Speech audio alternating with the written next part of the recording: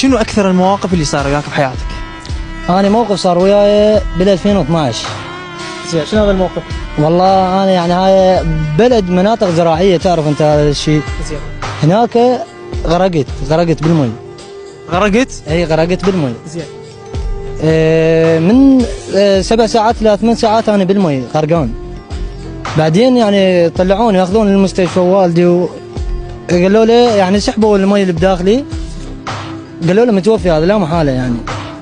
لا اله الا الله. اي والله العظيم. زين تمام، اوكي، انت 7 ساعات غرقان بالمي الا 8 ساعات.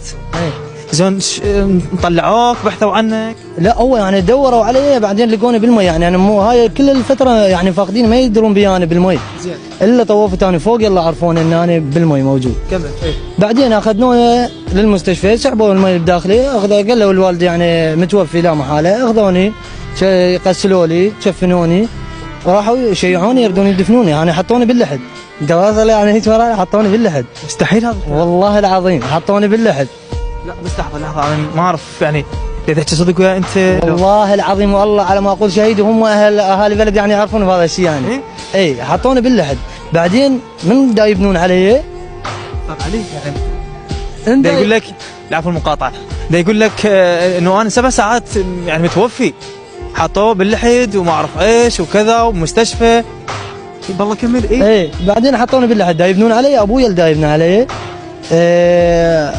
شهقت بس سحبت النفس ورجعت اغمى علي، يعني كما انه كل شيء ما صاير.